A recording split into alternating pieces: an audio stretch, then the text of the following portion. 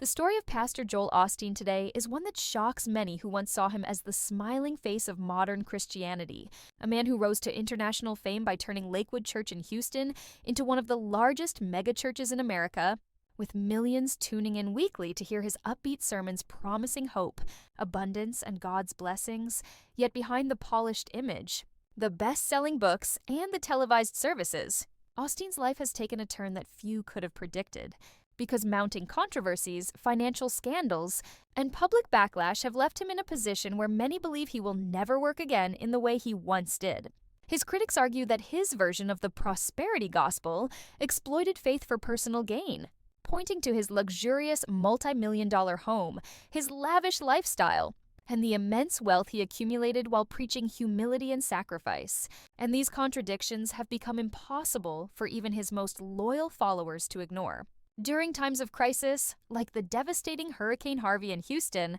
Osteen faced enormous criticism when Lakewood Church initially failed to open its doors to flood victims until public outrage forced him to act, a moment that tarnished his reputation permanently and cast him as a pastor more concerned with optics than with compassion. And since then, every misstep has only reinforced that perception. Investigations into Lakewood Church's finances, reports of massive cash donations hidden in bathroom walls, and constant questions about where the tithes and offerings truly go have fueled suspicions that Osteen's empire is less about God and more about money, while his televised sermons, once watched by millions, have seen viewership decline sharply as many Americans turn away from prosperity preaching. Insiders reveal that within church leadership, there have been deep divisions over Osteen's direction, with some pastors accusing him of abandoning true Christian teachings in favor of motivational speaking wrapped in scripture. And as these cracks widen, his influence continues to fade. Today, Joel Osteen finds himself living in the shadow of his former success,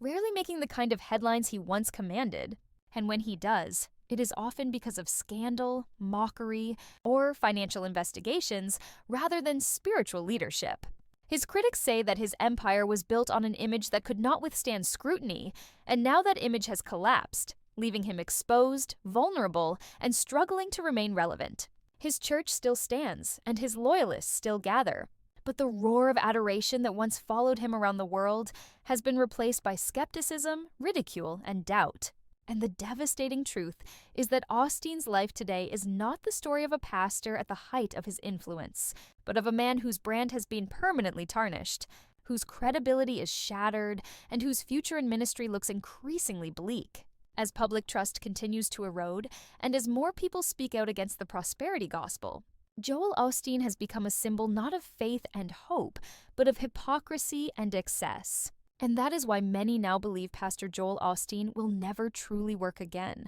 because his rise and fall serve as one of the most powerful warnings in modern religious history, that no matter how big the church, how wealthy the preacher, or how polished the message, the truth always comes to light, and when it does, it leaves behind a legacy not of glory, but of downfall.